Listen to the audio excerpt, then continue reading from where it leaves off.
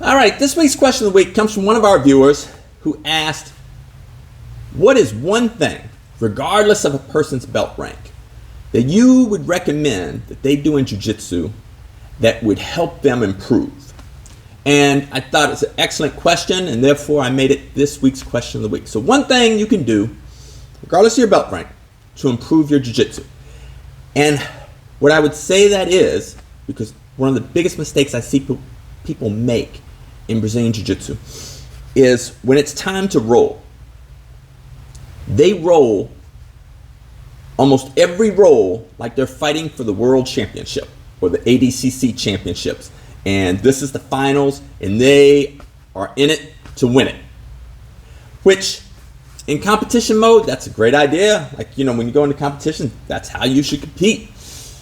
However, when you're training, when you're in here rolling, or wherever you're at training at your school, and it's time to roll, you should actively try new techniques or techniques that you're not good at or that you recently learned that you want to implement into your game.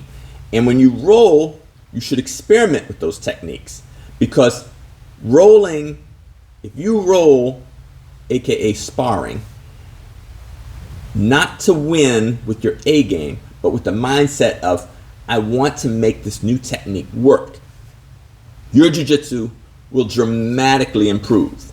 And on the other side of the coin, if you roll every roll like this is the world championships, and you're only bringing your A game, you're giving it your best, your progress will be much slower, because you're not going to be adding new things.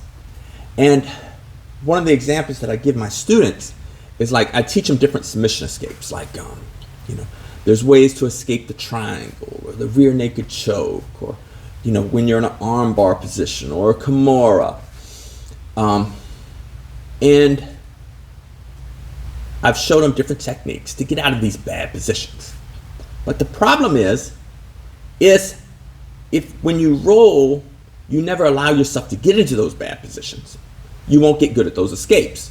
Or like one of my purple belts, I'd showed him an escape from a triangle, and we drilled it a few times in class, and then the first time he tried it in a roll was when one of our black belts put a triangle on it. And he's like, yeah, I tried what you showed me, but it didn't work. It's like, yeah, bro, black belts have a tendency to be pretty good. But you need to develop your proficiency. And the more you put yourself in that bad position, the more opportunities that you take advantage of in training to do these escapes, the better you'll get at it. And, so it doesn't matter if it's a side control escape. If you're trying to work on a new side control escape, and say you're a black belt, and you're rolling with a white belt, allow that white belt to get you in top side control and work that escape.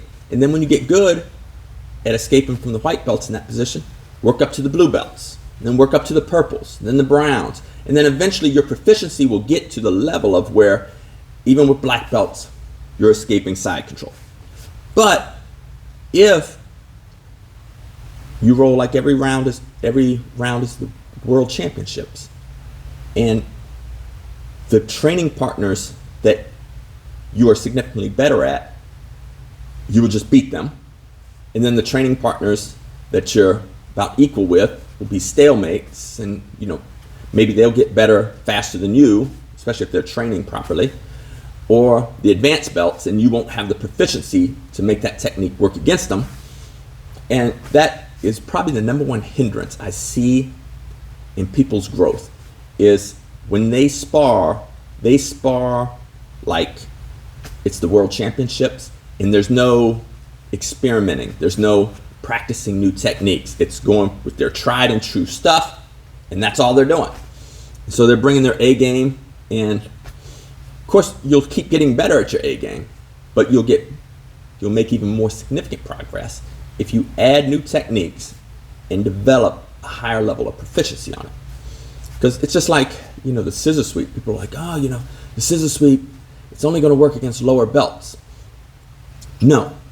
What it means is if your scissor sweep only works against white belts, blue belts, but it doesn't work against purple belts, brown belts, and black belts. What that means is it doesn't mean that the scissor sweep is not an effective technique. It means that your proficiency at the scissor sweep is only effective enough to work against white belts and blue belts. You're not proficient enough at the technique for it to work against higher belts, and therefore it's not working for you. But for other people who have black belt, brown belt level proficiency at the scissor sweep, it will work for them. So when you roll, go in there with a learning mindset. Try new techniques. Try a new sweep. Try a new escape. Try a new submission. Instead of your favorite submission, go for something new that you're like, this is probably my 15th best submission. Let me see if I can get this. That's how that submission, you'll become more proficient at that submission. All right, that's the answer to this week's question of the week. If you got any comments, any ideas, suggestions, feel free to comment below. And until next week, ciao.